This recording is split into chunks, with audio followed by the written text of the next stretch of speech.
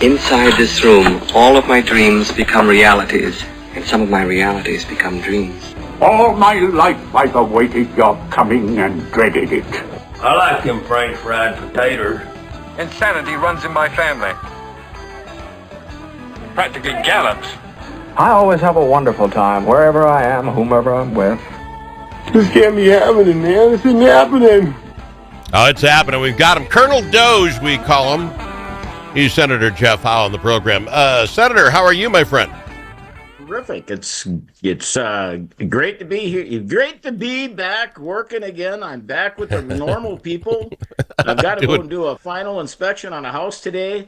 I tell you what, it's great to be out with people actually working for a living and not trying to spend our money. Who's in charge of PR at the Capitol? It drives me a little crazy. Again, today's top story is I think it was Hortman. She thinks we possibly could have everything done on Saturday this weekend. Then Murphy comes out. I think it was Murphy and said, nah, maybe Monday if we're lucky. This is about the fifth or sixth time since we didn't meet our deadline on the third Monday of the whatever. Why do they keep telling me Wednesday at 5? Okay, we didn't make Wednesday. We'll do Friday. Why keep putting out deadlines if you can't hit them? You look like fools. It is terrible. You know, the thing is it's up to the governor, right? Governor can call at any time. Of course, what his fear is it's up to us to adjourn. You know, the legislature, once he gavels us in, once he sends us in, we're there. And that's a scary thing for all Minnesotans, in my opinion. But well, let me ask you how that works. Let's do this. So the powers that be come out again and say they came up with the numbers, and let's be honest, last time their side was not happy. They're beating on the doors. They're so unhappy. So I believe they knew it was coming. They just got together and said, we can't live with this. What are we going to do? So now they come up with whatever the new framework is. Okay, this is how this is going to end. Everybody just get on board. It only takes one, correct? He gavels you in. He says, okay, you guys are in special session. It takes one to uproot this whole thing, right? They can say, I make a motion to X, and all of a sudden all the bills are back on the table, right? One person in this 201 clown club, sorry, but could upset the whole thing, right? Well, not you. Well, especially in the Senate on the Democrat side. You know, the thing is you're gonna need 68 votes in the House and you need 34 votes in the Senate. So, yeah, everybody gets to play here. The concern I have is why is the governor in the room? The governor shouldn't be in the room. Where's our separation of powers? I remember back when I was in the House, I worked so hard on a floor amendment on the education bill to get a Boy Scout provision in there so the Boy Scouts could go into the schools, right? Yep. I worked my tail off to get it in there. And we sent it to Dayton, Governor Dayton at the time, and he vetoed that provision. He vetoed the education bill. And I've never been able to get that Boy Scout provision back into the education bill. No kidding. Since I've been here. But that's the way the system's supposed to work. Well, why do you say that? He's in at the beginning saying, if you do this, I'm not going to sign it anyway. So it seems like he's not wasting time. But it's not the way it's set up. I get your point. You're saying we do our work, the 60s, the 201 of us get our stuff, cross the finish line. We hand it to you. Then it's on your head. You can either sign it or don't. That's right. Put the pressure on him. Why does he get to say what he wants in there? And then he gets to sign the bill and do the victory lap. Gotcha. We should do our work and send it. Now, the other question I have is people say, well, we can do this. We don't need a tax bill. And I'm sitting there going, if you don't need a tax bill and you don't need those tax increases to balance your budget, that doesn't make any sense to me. You need that revenue in the tax bill to pay for all this stuff that you plan on doing. Why the big kerfuffle about the bonding bill? We don't have to have a bonding bill this year. You really don't. I mean, it's next season's job. No, but is that because that's where you get a couple of votes? If somebody says, I'll go your way, but I really need a water treatment plant, is that part of the horse trading? That's part of the deal. But the other piece is that we didn't do one last year. Oh, right? I know. Yeah. And that was the bonding year. But we were all up in arms about all this other stuff, and it ended badly. So now here we are. That people out there want their projects. There's a lot of good projects out there. The Senate has said we're not going to do any single projects. We're just going to put money into the PFA. We're going to put money into the local road and bridge project deal. We're going to do big stuff and put that in big projects and let those systems work out who gets what, right? Okay. Because if you need a water treatment plant, you're going to the PFA. Yeah. They're going to give you that money. If your points are higher, the same thing with local bridge, all that stuff, right? Well, that doesn't get you that vote because you're not earmarked in that system. And of course, the Democrats really want like those earmarks. They want to make sure the right people get the money. Projects, and we want all infrastructure, right? That's what we're looking for. We don't want another ice arena someplace. We don't. We're trying to get this thing so it's all infrastructure. It's all good stuff. It's roads and bridges and wastewater treatment plants and water treatment plants. Those types of things. That's the big rub right now, and I think that's where we're having troubles getting a bonding bill together. Okay, so bonding again. I'm not as worried about that, but to even get the budget done. When did data centers become a thing? First off, I thought it was no tax increases. It was going to be no unemployment insurance for school people when they're off, and these were the big things. But all of a sudden now it's a data center thing. I didn't even read about it until like Monday. When did data centers get to be an issue? This is kind of that replacement, trying to, there's a lot of property tax stuff involved in these power plants that they're talking about shutting down and doing different things with. And they're trying to replace some of those jobs and replace some of that stuff with these data centers that came in from Google and whoever, and they want to put these things in.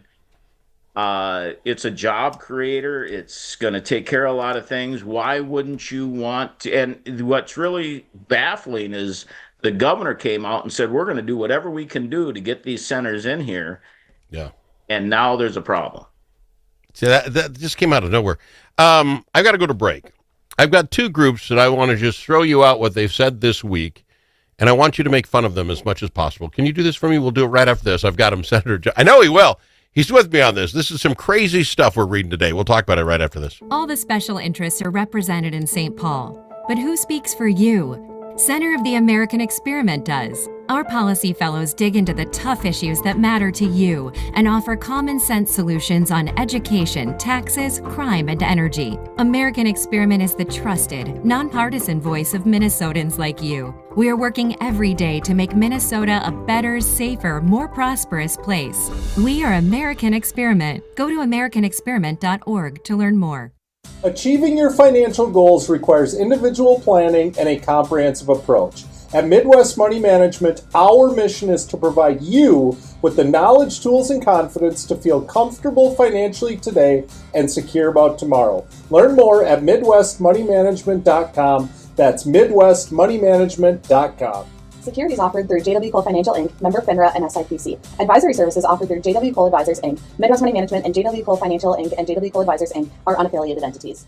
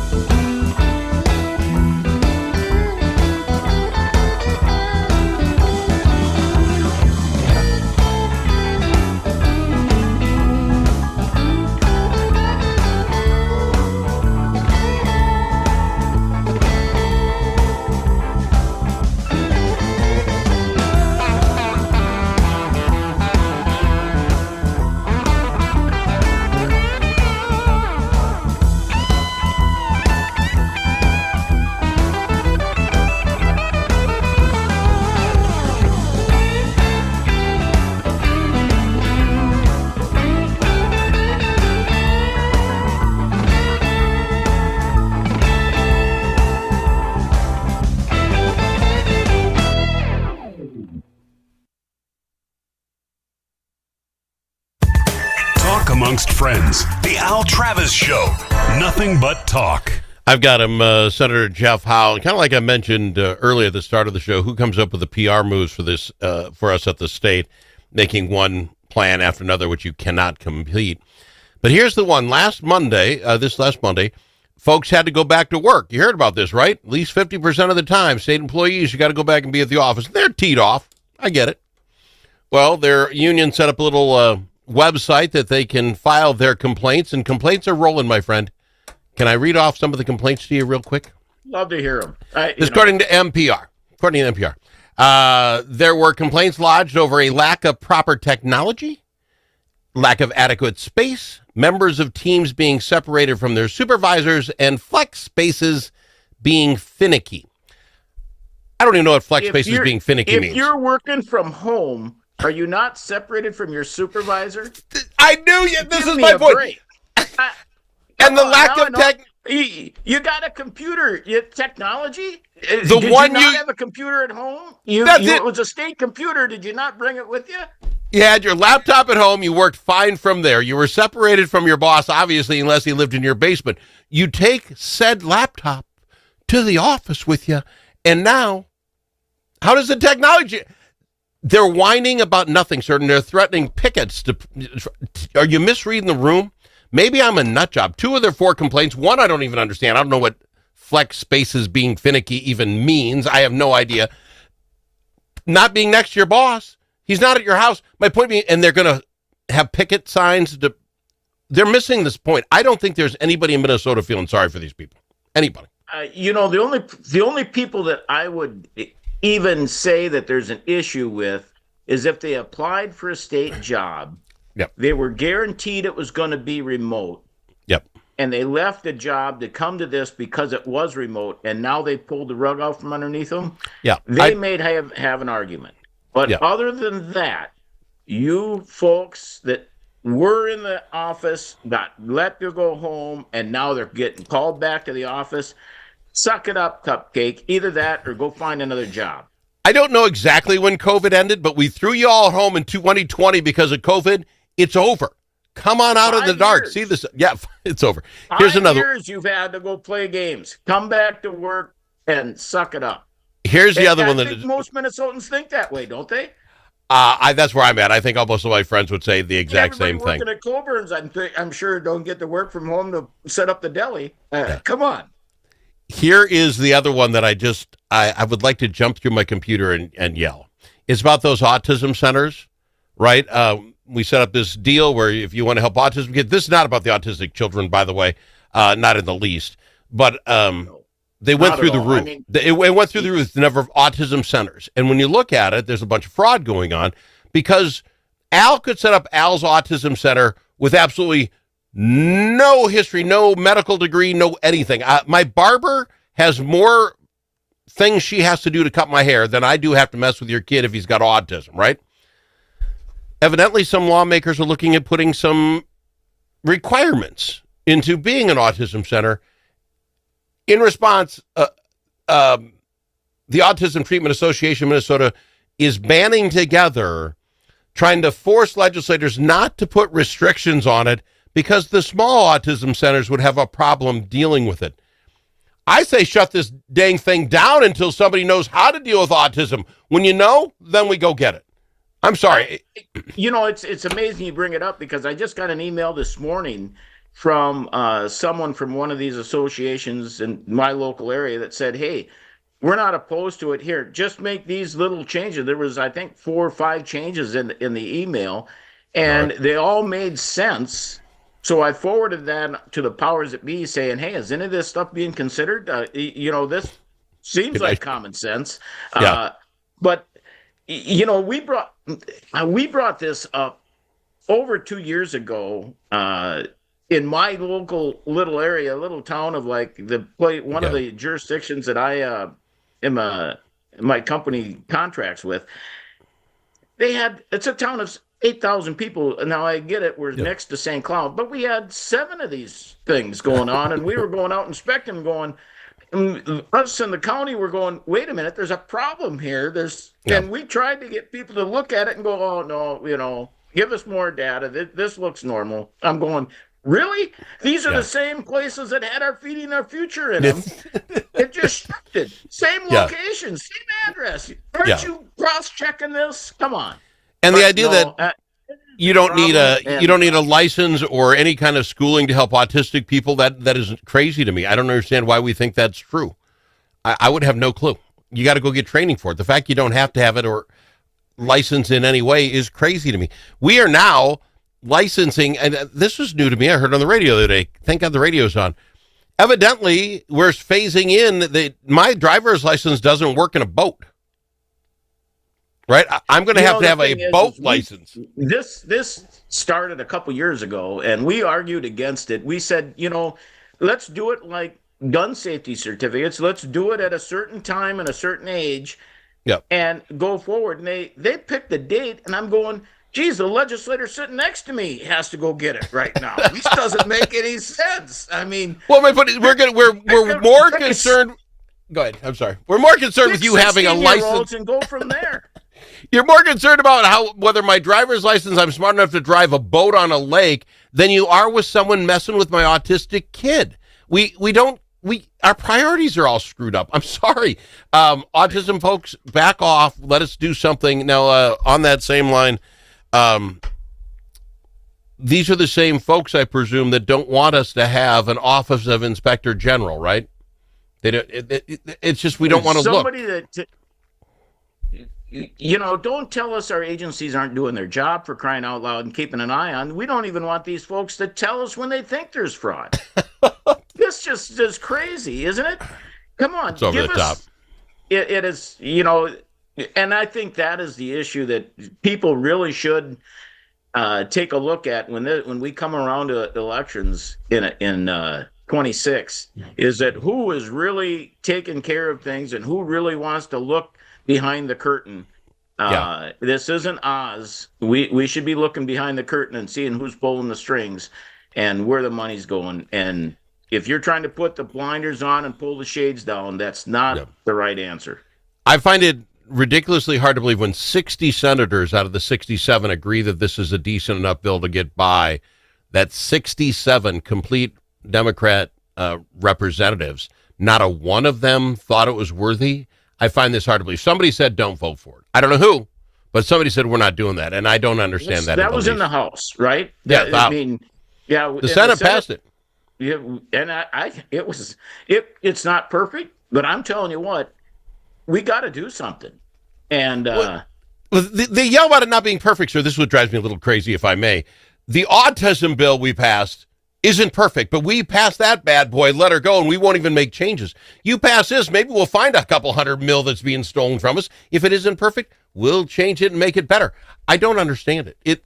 The continuity doesn't make sense to me. I'm sorry. Well, I will say the governor didn't want it, right? There you go. And that's the what governor gets what he wants, because I think I won't do it. I won't disparage somebody. But I think that's a problem. The folks that run each of these agencies, they really don't want an independent human to come up and say, what? You saw this and you didn't do anything? They don't want the rest of us to know about it. Sir, I'm out of time. I love having you on the program. Appreciate you being back and getting back to work and doing your real job. And let us know. If you send me a text when you get called and said you got to head down and vote, will you? You got it. All right, my friend. I'm waiting for it, and so is Speaker Dameth is waiting for it too. She keeps saying we can do it anytime. Let us get. Got to fly. Thank you. Appreciate you, Senator Howe. Senator Jeff Howe on the Al Travis Show. Dust from livestock buildings can be harmful to your animals and to you. Coughing animals can lead to costly vet visits and other serious health problems. Now there's an environmentally safe solution for your dust problems. It's called Dust Lock. Dust Lock can control the dust all summer long with just one application. Protect your animals and your health with Dust Lock. Learn more at dustlock.com. Do you have a closet full of old videos, photos, slides, or films? Regain that space and preserve those memories for future generations. Visit archivinglifemedia.com or call 952-829-8018. See how safe and simple it is to digitize all your media. Gain peace of mind knowing that all those important memories will be saved and can be seen and shared again. Do it today. Check out archivinglifemedia.com or give them a call, 952-829-8018.